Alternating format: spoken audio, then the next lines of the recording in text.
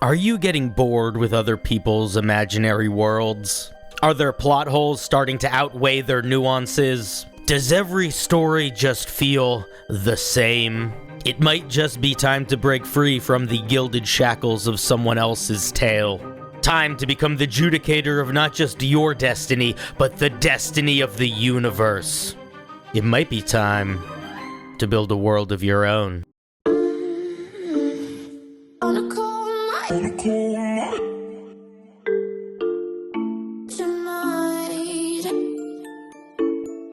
On a cold night tonight.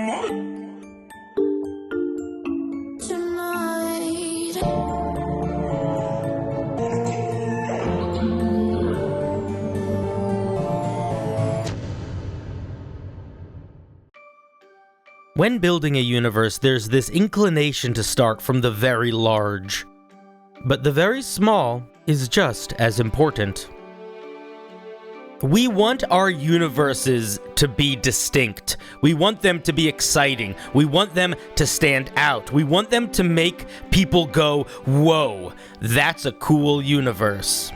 We want distinct and unique magic systems that tie into the history and physics of the world. Colorful pantheons of forgotten gods and complicated geopolitics. We want our world to feel like it's living and breathing all on its own, and that it tells a story that only it can tell, that only you can tell.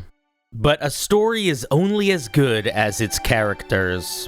And characters need something smaller, something tangible, something right in front of them that they can hold on to, that they can feel in order for them to engage with the world, in order for them to engage with the story. If you want to have a crazy universe where the fish live on land and the land lives on fish, go for it. It'll be great. But in order for it to matter, you need to think about how that affects the people of the world. How does that affect the everyday life of an ordinary person? So while you're building your cosmic machinations, at the same time, I'd suggest building a town. Make a few families that live there. Give them some jobs, something to take care of, something to be responsible for. Give them some hardships.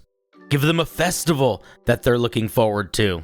Give them a legend that an elder might tell around a campfire. Figure out what their lives are like on an ordinary day, where nothing strange is happening at all. And then give them a problem that only a hero could solve.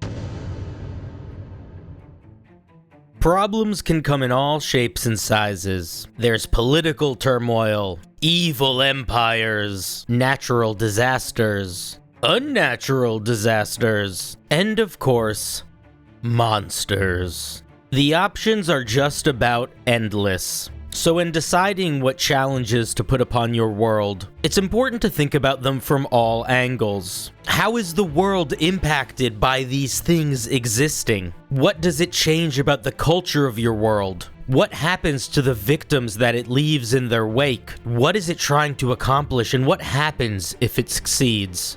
And perhaps most importantly, what sort of heroes are going to rise up against it?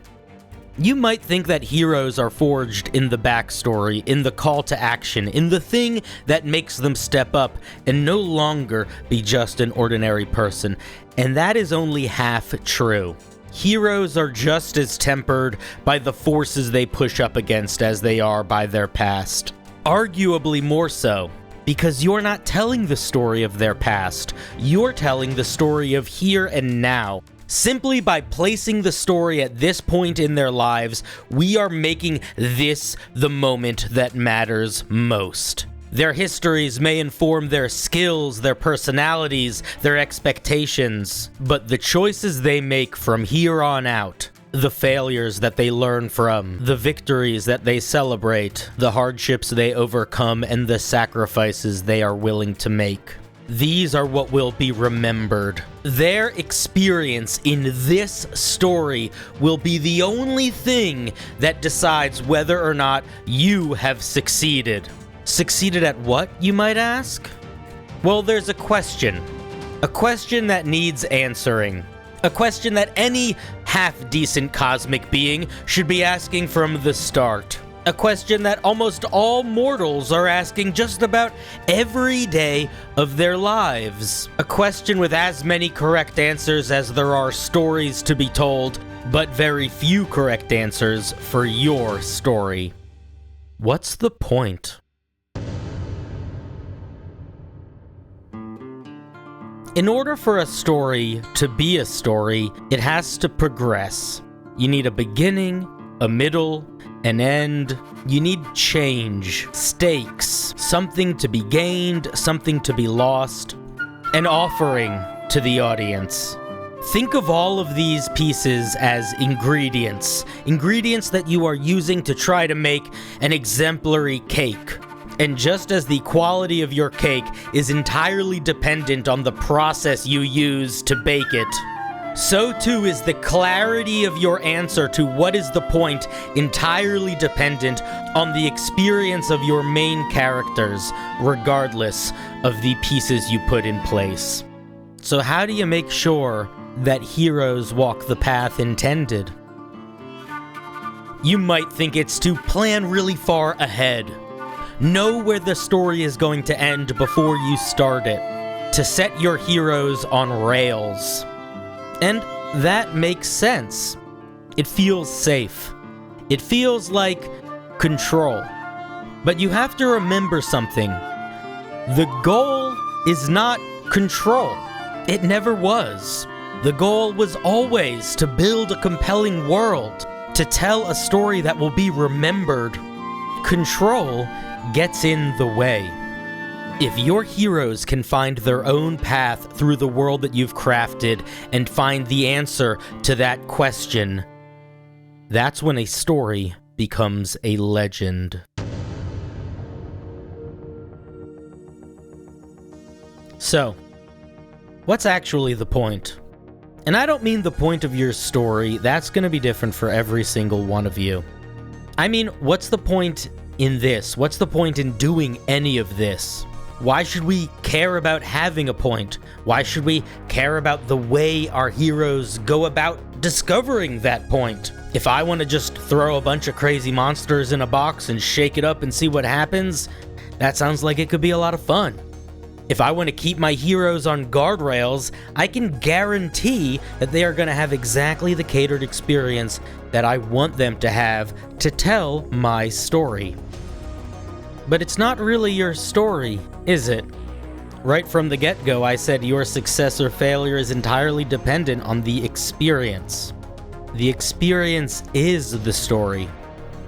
And the best stories seek truth. Your world should have a point because there should be a truth to seek. Your heroes should have a chance to strive for something greater.